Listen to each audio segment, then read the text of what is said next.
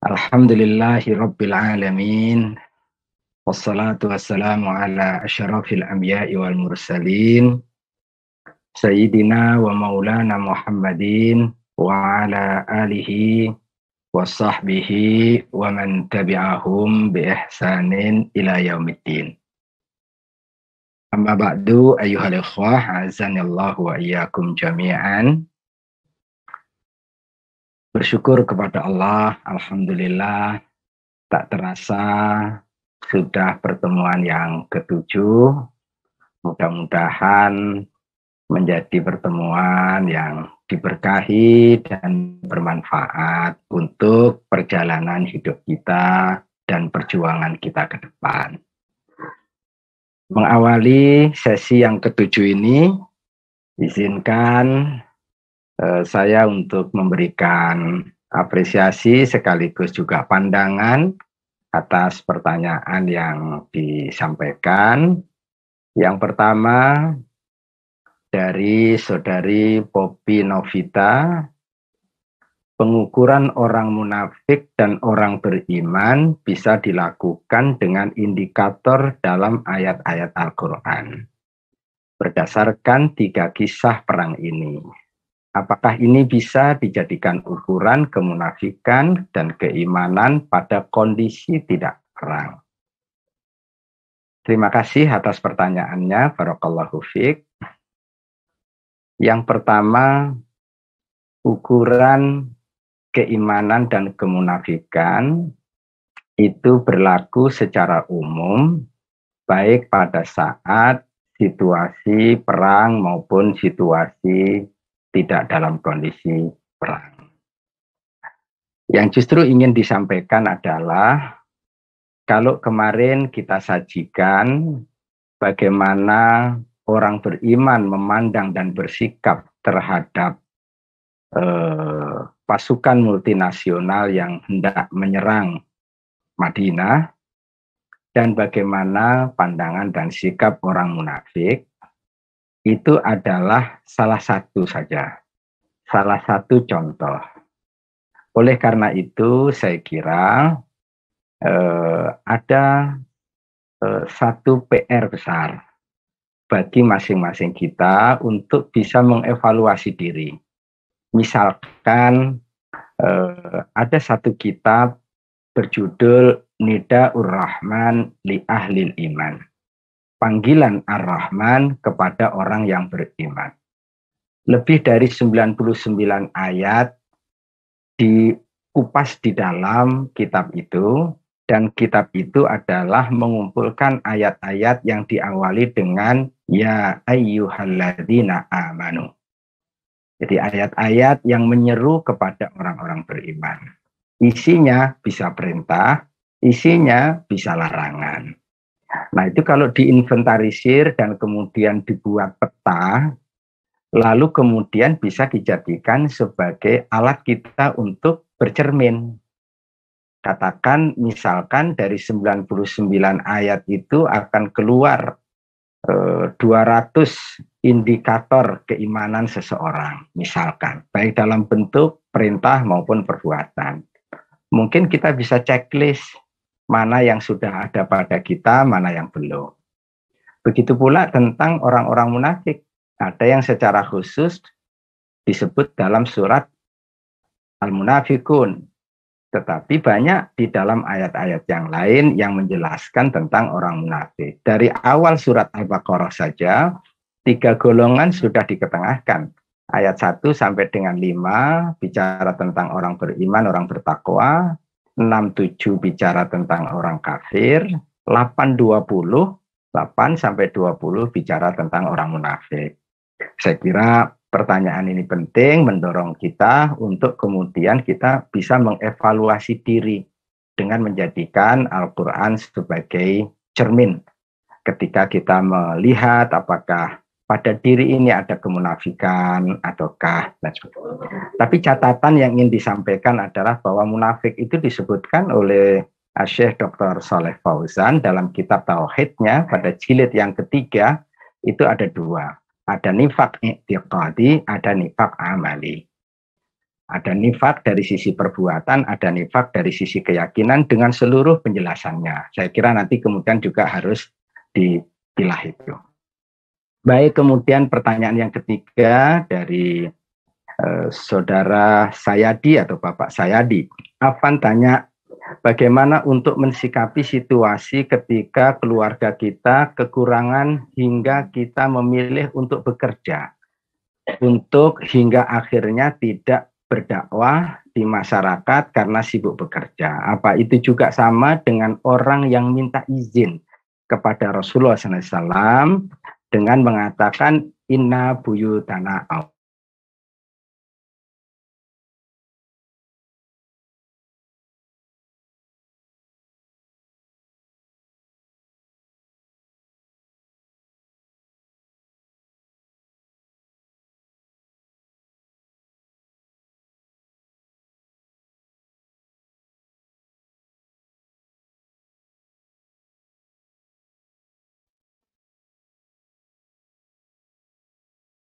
Ada gangguan agaknya.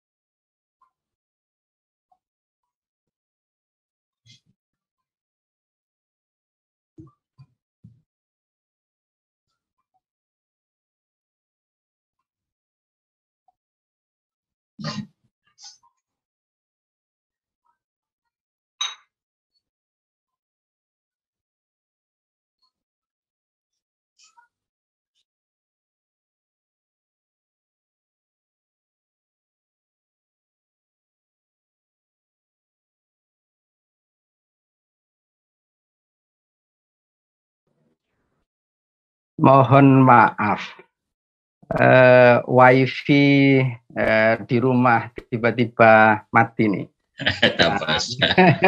Berganti dengan wifi di HP nih. Baik, terima kasih. Saya mohon lanjutkan ya.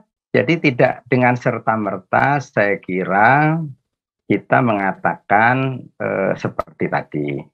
Jadi harus kita lihat apakah memang kita meninggalkan itu semuanya karena ada sebuah kebutuhan yang mendesak, ataukah memang pada hakikatnya sesungguhnya kita ingin lari. Sebagaimana dijawab oleh Allah Subhanahu wa Ta'ala dalam ayat yang kemarin sudah kita bahas, bahwa wama hiya bi'aurah yuriduna illa firara. Karena sejatinya dia pengen lari saja.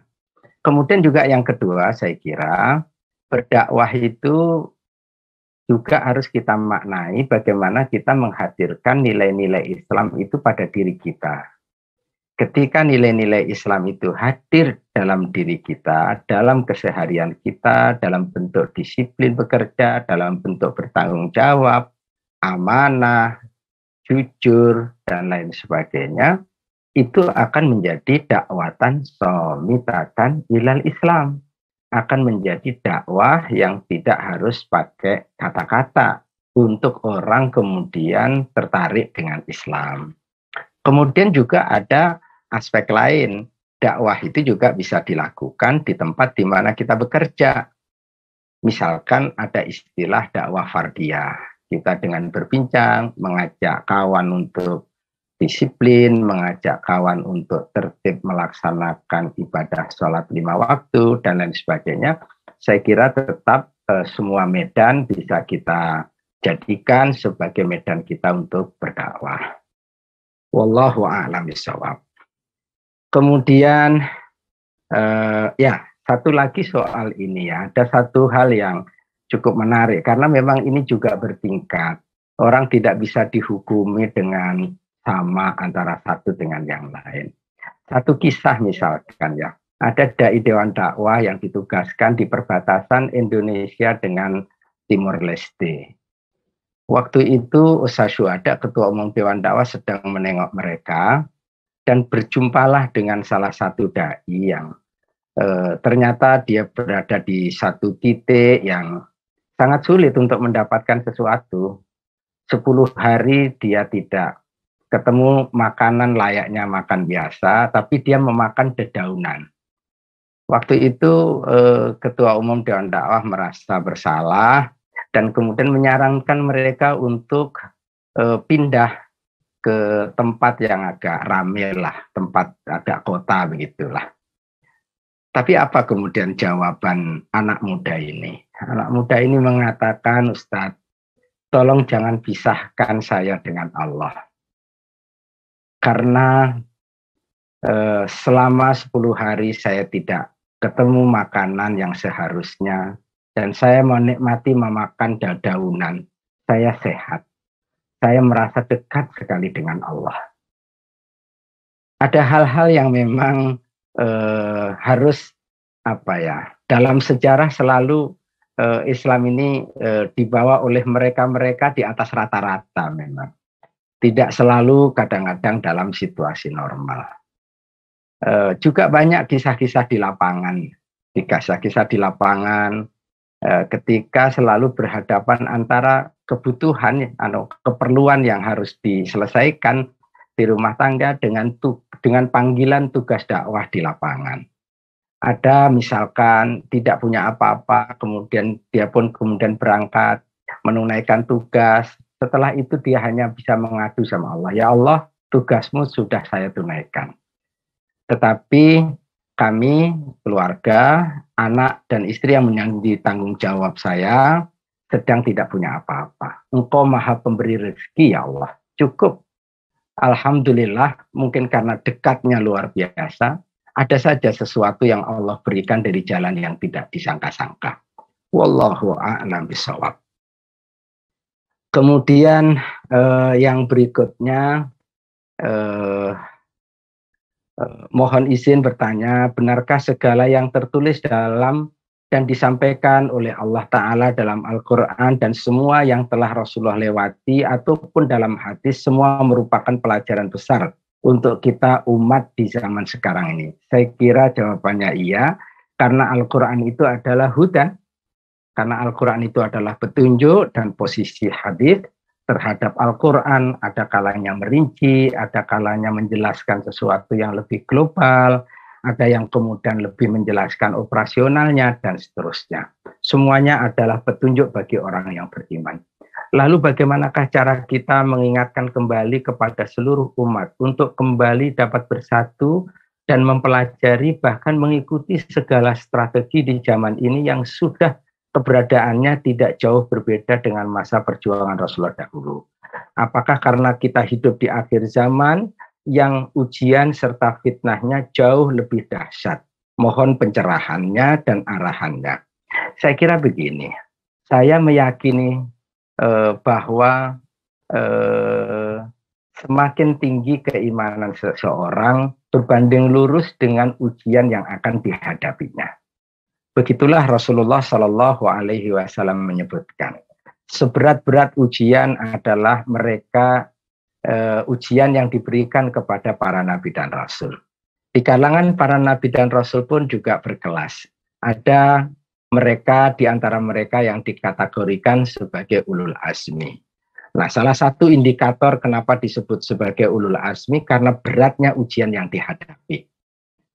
Begitu pula kemudian peringkat keimanan di bawahnya, ujiannya pun juga akan berbeda. Nah, maka oleh karena itu, seberat apapun ujian yang kita hadapi, dengan sebuah keyakinan bahwa Allah tidak akan menguji di luar batas kemampuan kita, saya kira disitulah kekuatan.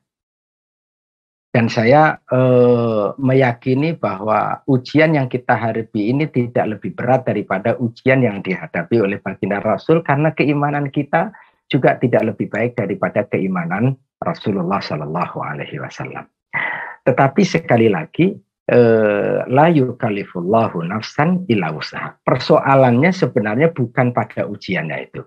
Persoalannya adalah bagaimana kita menghadapi ujian itu.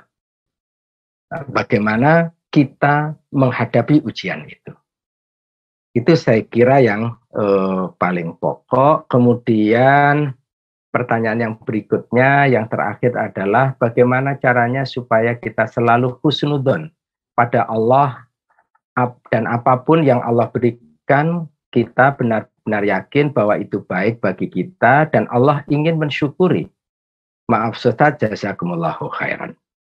Jadi begini, untuk husnudzon billah, berhusnudzon kepada Allah itu sesuatu yang sangat penting.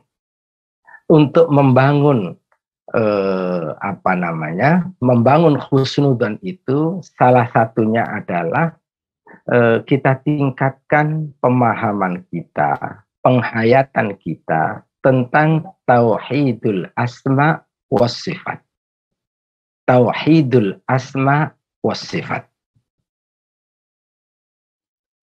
Kekurangfahaman atau ketidakfahaman seseorang terhadap hakikat al-asma was sifat menyebabkan seseorang bisa salah paham terhadap apa yang Allah tetapkan. Maka oleh karena itu, memperkuat tauhidul asma was sifat ini menjadi penting. Di dalam kita selalu berhusnudzon kepada Allah Subhanahu wa Ta'ala. Ketika kemudian kita memahami apa makna Ar-Rahman, apa makna Ar-Rahim, menghayati apa makna Ar-Razak, dan seterusnya. Kemudian yang kedua adalah kita memahami tentang sunanun Rabbaniyah.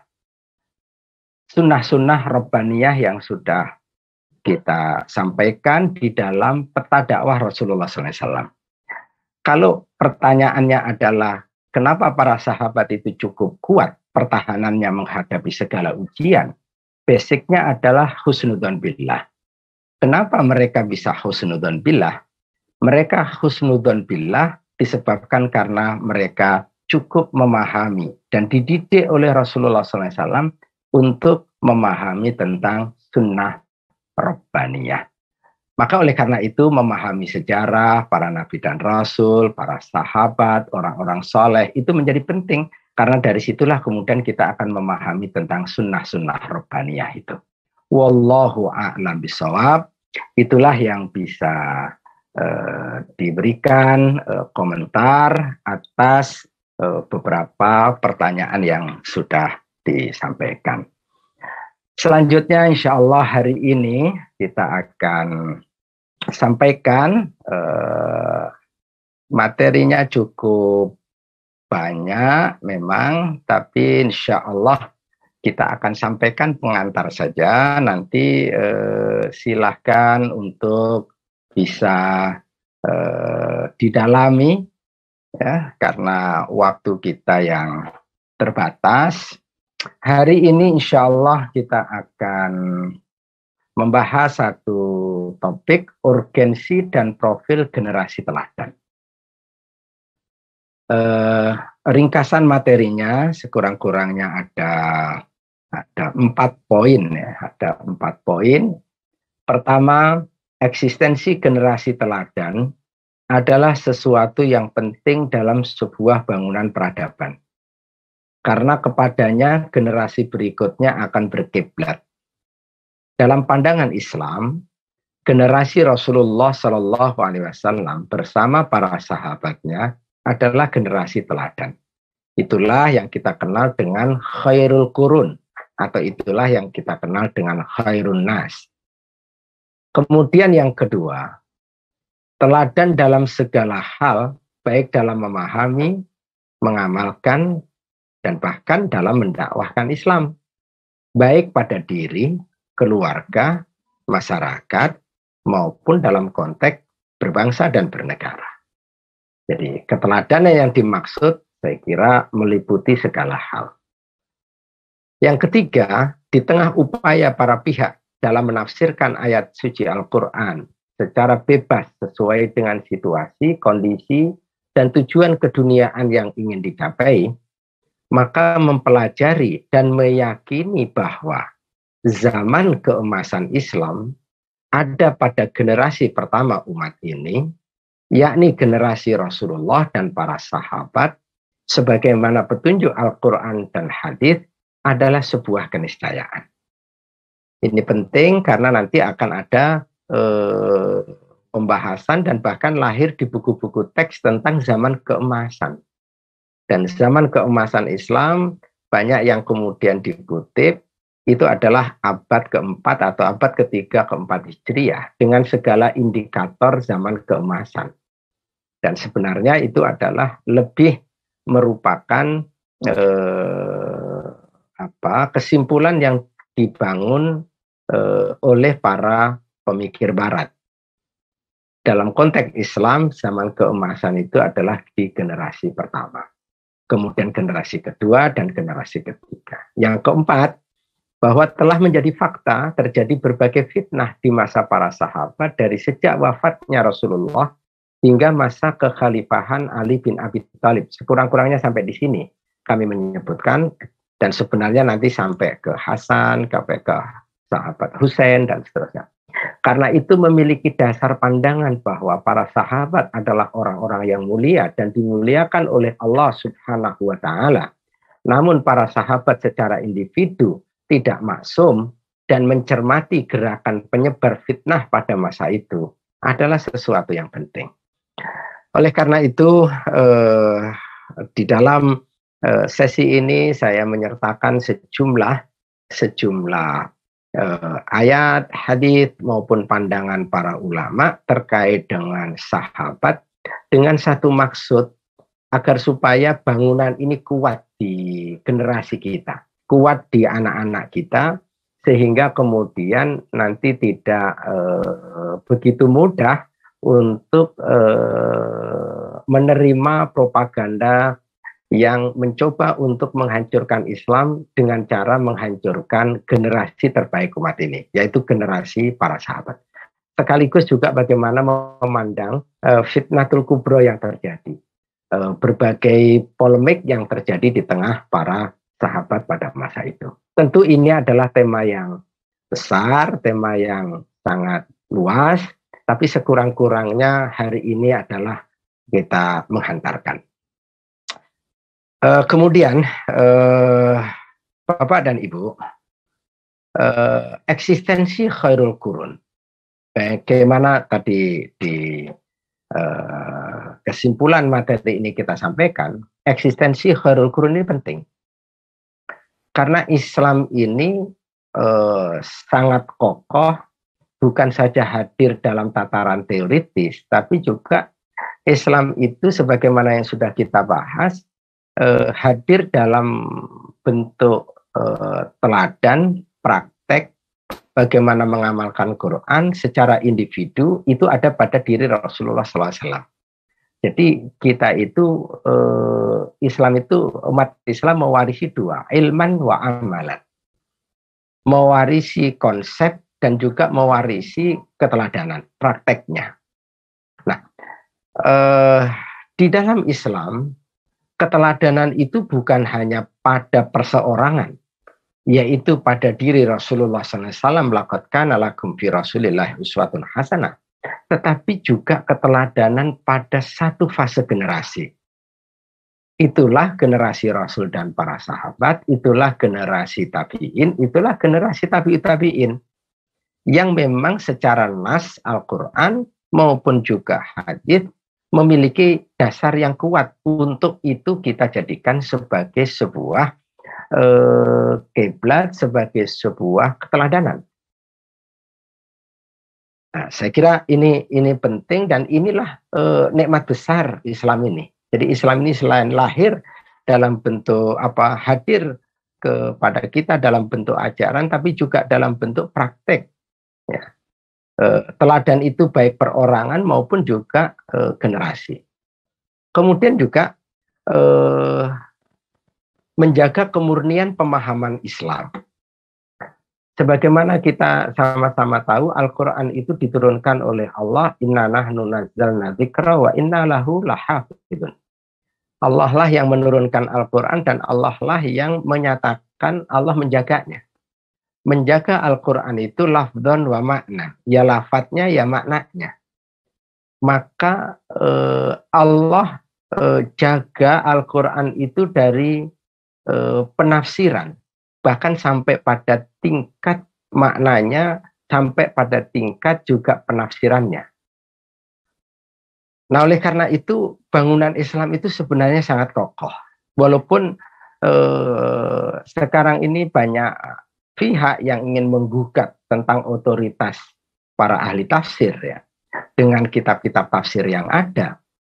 Tetapi kelebihan Islam adalah ketika ada satu perintah atau satu nilai yang ada di dalam Al-Quran, maka kita bisa melihat bagaimana praktek nilai itu dalam kehidupan orang per orang. Kita bisa lihat pada diri Rasul, dan kemudian praktek itu, pemahaman yang benar terhadap nilai itu bisa kita lihat dalam kehidupan bersama, yaitu Rasul dan para sahabat. Kemudian yang ketiga ya, sekaligus ini juga menangkal model penafsiran wahyu yang bebas. Saya kira ini beberapa hal ya tentang urgensi eksistensi Khairul Qurun. Eksistensi Khairul Qurun ini penting. Dan saya kira ini termasuk dalam dunia pendidikan sesuatu yang harus ditanamkan menjadi akidah di dalam kita melaksanakan proses pendidikan, proses kaderisasi kepada generasi mendatang. Salah satu di antara kriteria tentang aliran sesat yang diputuskan oleh Majelis Ulama Indonesia ada 10 poin. Salah satunya nanti terkait dengan eksistensi sahabat. Eksistensi para sahabat, mencela para sahabat, mencela keluarga Nabi, dan seterusnya, dan seterusnya. Kira-kira itu. Ini adalah pandangan dari Abdullah bin Mas'ud radhiyallahu an terkait dengan pentingnya kita menjadikan Khairul Qurun ini sebagai teladan. Saya kira saya tidak bahas, nanti kita bisa baca. Kemudian juga penjelasan dari Abu Ja'far At-Tahawi rahimahullah terkait dengan bagaimana pandangan Ahlus Sunnah di dalam kaitannya dengan sahabat. Berikutnya, Bapak dan Ibu, saya mengutip tentang at-tasawwur al-islami li tafsir tarikhi. Konsep Islam dalam interpretasi sejarah. Ini pandangan dari Dr. Akram Dia Al-Umri di dalam kitab sirahnya As-Sirah An-Nabawiyah As-Sahihah. Beliau menyebutkan begini. Ada sejumlah prinsip, ada sejumlah konsep ya. Yang penting untuk dibahas, yang penting untuk dihayati ya bagi setiap generasi terkait bagaimana interpretasi terhadap sejarah ini. Nah, dalam kesempatan ini saya menyajikan tidak banyak karena waktu, dan saya kira ini penting untuk didalami atau kemudian kita bisa baca di dalam kitab beliau. Di antaranya adalah disebutkan di sini bahwa di nomor 2 interpretasi faktor-faktor perilaku kaum muslimin pada permulaan Islam. Saya menyebutkan hanya 2 hal saja. Soal interpretasi faktor-faktor perilaku kaum muslimin pada permulaan Islam. Ini menjadi pembahasan penting karena kalau tidak selesai dalam konsep ini, itu sangat boleh jadi kemudian kita akan membaca tentang kaum muslimin di masa permulaan itu dengan salah. Misalkan saya ambil contoh ya. Tuduhan terhadap Abu Bakar As-Siddiq yang berkomplot dengan Umar Ibnul Khattab di dalam penentuan kekhalifahan. Ketika Rasulullah SAW jenazahnya belum dikuburkan, maka kemudian ringkas kisahnya, kemudian terjadi pertemuan di kalangan orang-orang Ansar yang sudah mulai membicarakan tentang posisi kepemimpinan pengganti dari Rasulullah Shallallahu Alaihi Wasallam. Saat itu Abu Bakar sama Umar datang dan kemudian terjadilah perbincangan. Dalam perbincangan ini pada akhirnya kemudian sepakat Abu Bakar diangkat menjadi khalifah dan Umar membaiat Abu Bakar As-Siddiq. Sebelumnya Abu Bakar mengusulkan Umar dan Umar merasa tidak pantas karena masih ada Abu Bakar dan Abu Bakar lah kemudian disepakati. Lalu kemudian ketika Abu Bakar hendak wafat, maka pengangkatan Khalifah Umar Ibnul Khattab itu pun kemudian berdasarkan wasiat dari Abu Bakar As-Siddiq. Nah, ketika membaca ini, tanpa kemudian bagaimana menafsirkan peristiwa ini, peristiwa dua ini, orang begitu mudah membaca dalam konteks dunia politik hari ini. Dan sangat mudah untuk segera disimpulkan bahwa sebenarnya antara Abu Bakar dengan Umar itu ada deal-deal yang tidak baik untuk bisa merebut kekuasaan. Padahal nanti nas-nas Al-Quran, nas-nas juga hadis berbicara banyak tentang siapa Abu Bakar dan kemudian siapa Umar. Dan pada akhirnya orang akan bisa berkesimpulan dengan sangat mudah bahwa yang paling layak dengan pandangan keimanan memang Abu Bakar As-Siddiq menjadi khalifah. Juga kemudian orang melupakan bahwa dalam konteks siapa yang mengubur jenazah Rasulullah akan dikuburkan di mana? Ini juga lupa, tidak tersebutkan. Pada penyelesaian konflik ini nanti juga Abu Bakar yang akan tampil. Abu Bakar sebagai orang muhajirin tentu merindukan agar Rasulullah dimakamkan di Makkah. Sebagaimana orang-orang Ansar menginginkan agar supaya jenazah itu dimakamkan di Madinah. Tapi pada akhirnya Abu Bakar, walaupun Abu Bakar orang muhajirin, tapi Abu Bakar membacakan satu hadis dari baginda Rasulullah SAW yang menyebutkan bahwa para nabi itu dimakamkan di mana dia wafat. Disitulah akan digali kuburannya dan kemudian akan dimakamkan di situ. Dan pada akhirnya kemudian Abu Bakar menyatakan bahwa ya Rasulullah harus dikuburkan di Madinah. Dan itu berarti berbeda dengan orang muhajirin. Misalkan seperti itu. Nah oleh karena itulah ini interpretasi faktor-faktor perilaku kaum muslim pada permulaan Islam ini penting untuk diberikan dasar. Dan nanti kami akan sebutkan beberapa hal. Ya. Baik, kemudian yang kedua yang disebutkan dari sekian banyak tadi, dari 6 tadi adalah menilai sebuah peradaban itu harus terkait dengan sejauh mana peradaban tersebut selaras dengan prinsip penghambaan diri kepada Allah Subhanahu wa Ta'ala. Nah, dalam konteks ini agak berbeda dengan pandangan Barat bagaimana sih menilai sebuah peradaban. Dalam konteks Islam, peradaban itu akan menjadi sebuah peradaban yang baik manakala dia selaras dengan prinsip penghambaan diri kepada Allah SWT yang menjadi tugas inti diutusnya manusia atau yang menjadi tugas inti diciptakannya, yang menjadi maksud dan tujuan diciptakannya manusia, yakni untuk beribadah hanya kepada Allah SWT. Ketika satu masa itu prinsip-prinsip penghambaan diri hanya kepada Allah itu begitu dapat ditegakkan, begitu berjalan dengan sepenuh keindahan, berjalan sedemikian baik, maka peradaban itu adalah peradaban yang baik. Maka ukurannya itu kemudian berbeda. Nah, oleh karena itulah menurut sejarawan Muslim, puncak peradaban Islam terjadi pada periode permulaan Islam. Karena pada periode itulah tercipta iklim yang kondusif bagi kaum muslimin untuk leluasa menyembah dan mengesahkan Allah Ta'ala. Pada permulaan Islam, perilaku kaum muslimin dalam mengamalkan ajaran-ajaran mereka jauh lebih kental daripada perilaku mereka pada abad 4. Sebagaimana yang diisyaratkan oleh baginda Rasul SAW dalam sebuah hadisnya, khairul quruni qarni tsummal ladzina yalunahum tsummal ladzina yalunahum.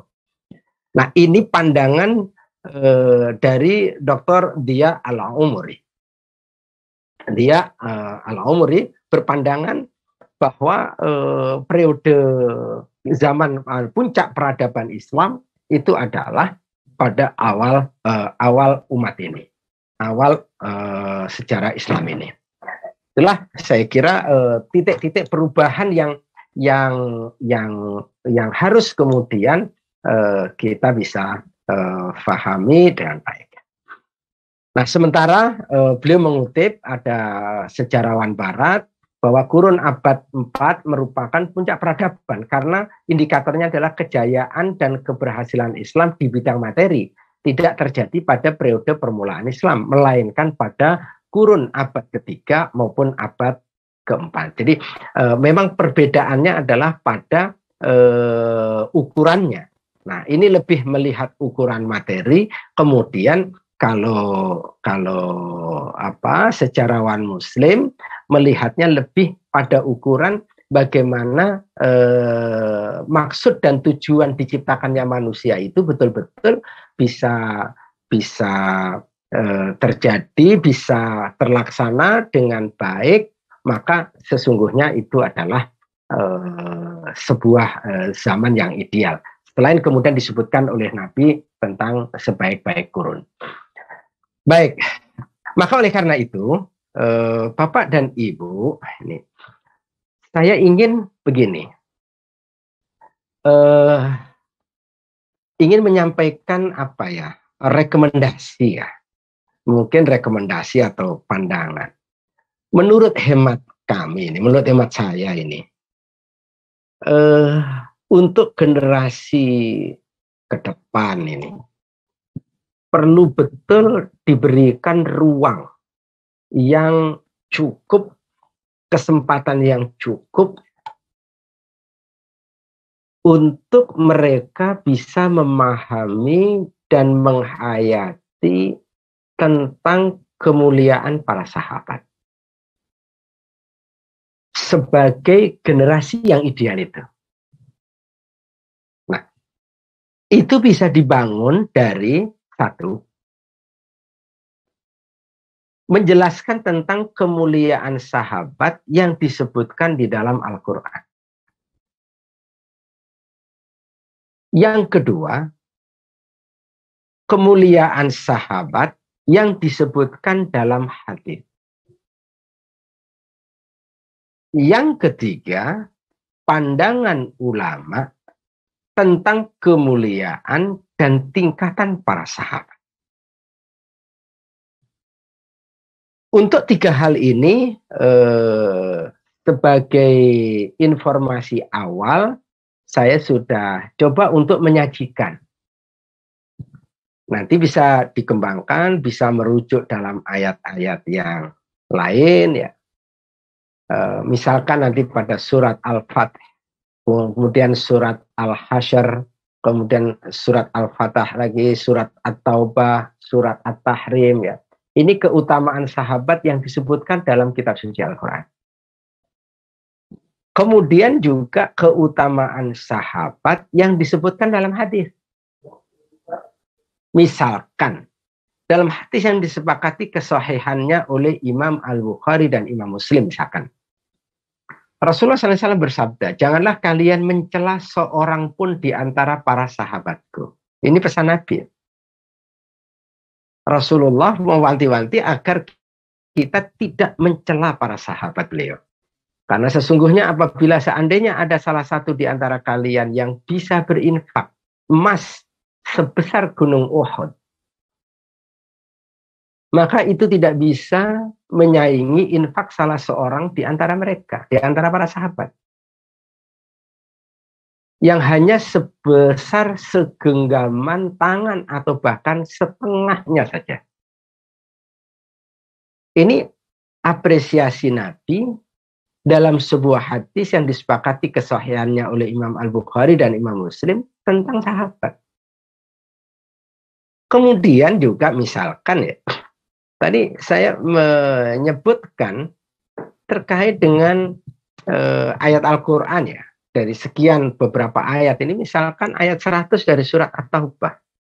Saya waktu itu pernah menyebutkan ini, bahwa semua kita ini merindukan untuk mendapatkan keridhaan Allah.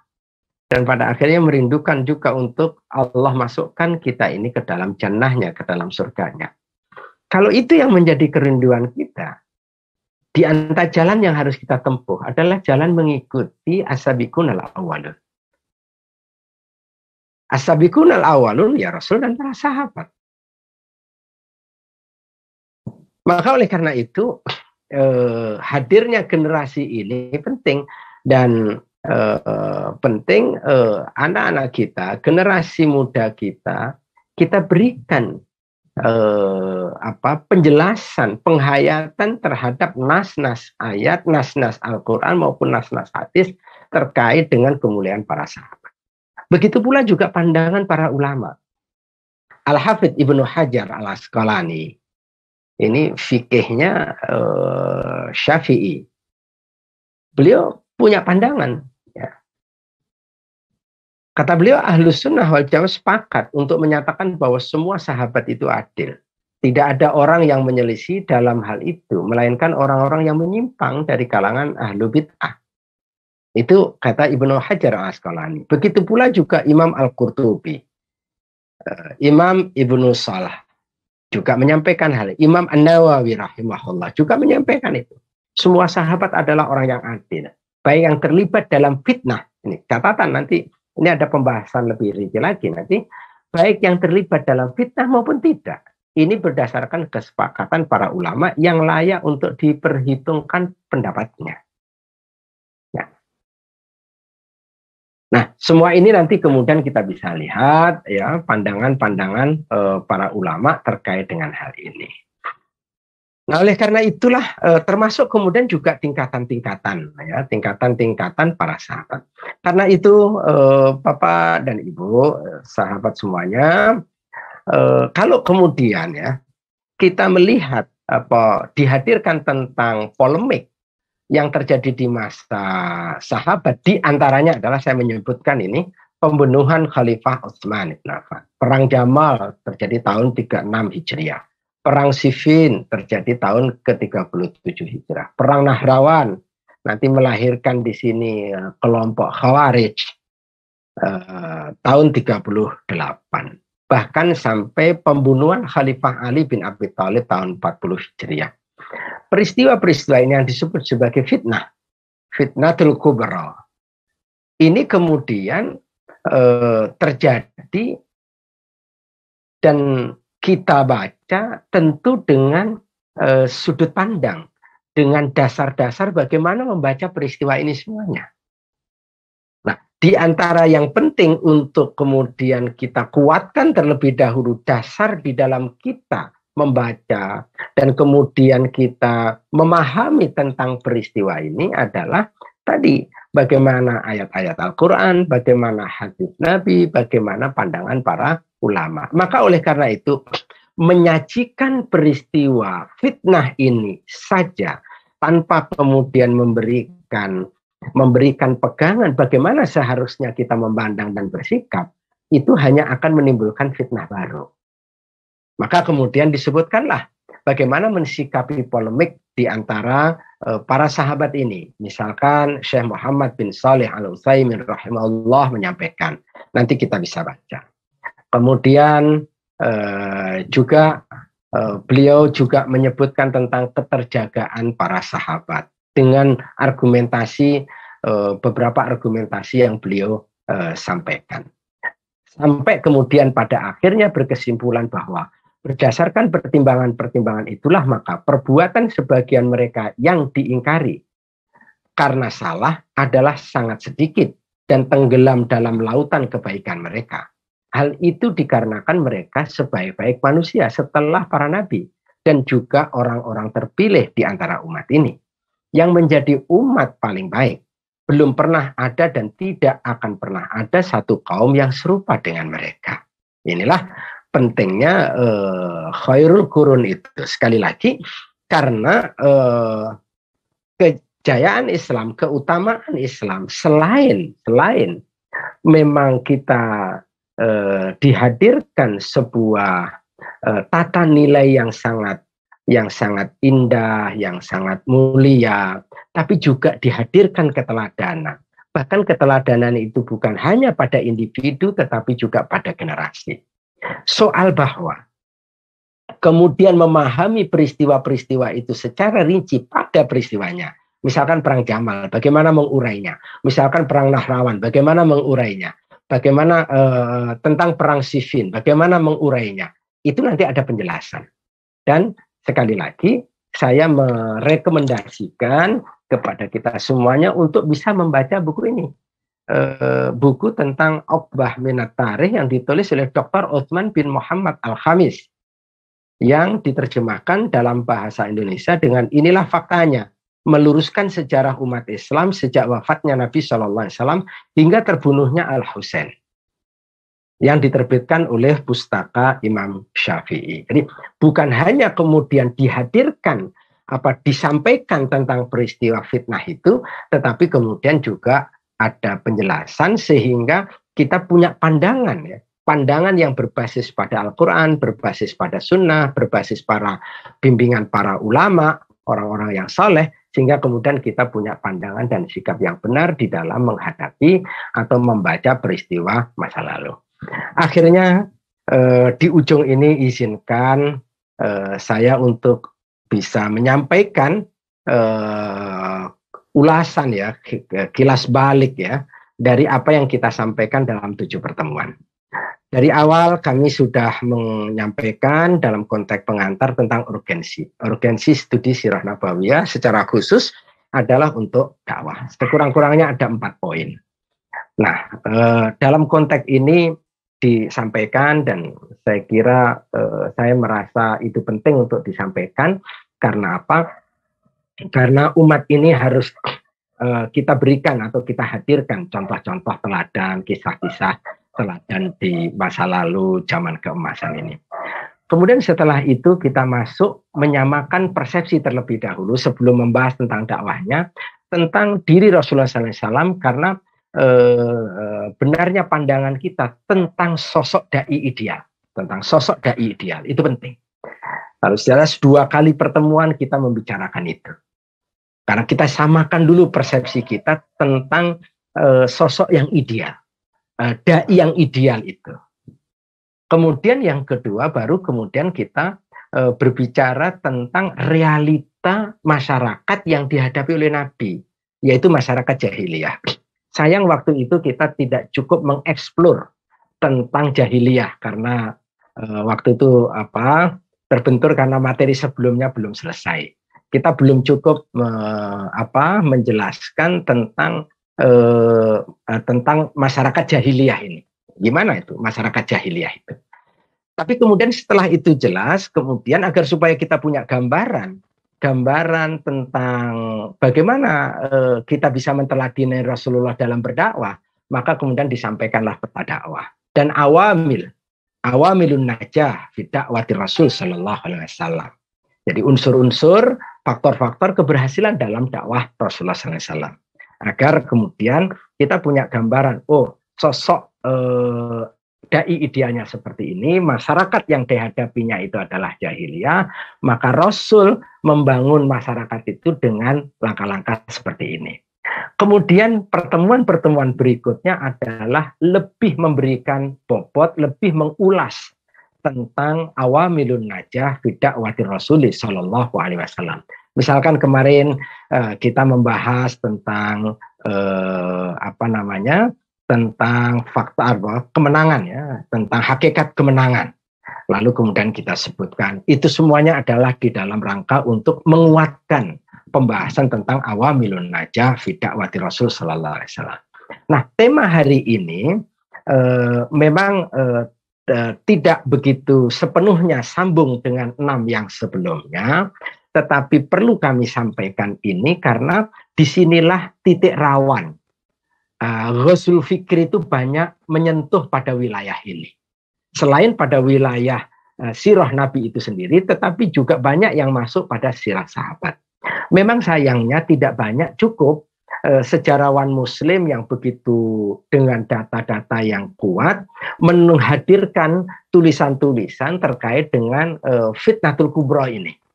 Ada yang disampaikan, misalkan Imam At-Tabari itu menyebutkan, tapi bahasanya sangat berat sekali memang. Bahasanya cukup berat itu disajikan. Sehingga kemudian agak sulit. Nah, justru kemudian tulisan-tulisan dari versi barat yang lebih banyak tentang persoalan ini. Nah, oleh karena itulah saya kira ini penting untuk menjadi perhatian kita dan penting untuk kemudian kita tanamkan kepada generasi kemudian agar supaya terjadi imun dari kemungkinan ada serangan yang ingin mencoba untuk menghancurkan Islam, tapi pintunya adalah lewat menyalah tafsirkan terkait dengan peristiwa yang terjadi pada generasi sahabat. Saya kira itu yang bisa disampaikan dalam kesempatan ini. Ya, selama ini kami sudah menyampaikan dengan segala keterbatasan ilmu yang ada pada diri saya. Saya mohon maaf sekali kepada Ayahanda Bapak Habib Hersin, kepada Ayahanda Bapak Sahran, dan kepada semua kita. Saya mohon maaf dan saya sangat mohon sekali ada masukan-masukan, ada pandangan-pandangan yang bisa disampaikan. Ini semuanya adalah untuk kita sama-sama berbagi ilmu dan berta'awun di dalam kita meneguhkan semangat kita Izul Islam wal Muslimin. Saya kira ini yang bisa disampaikan. Terima kasih dan mohon maaf. Saya kembalikan kepada Pak Sahran.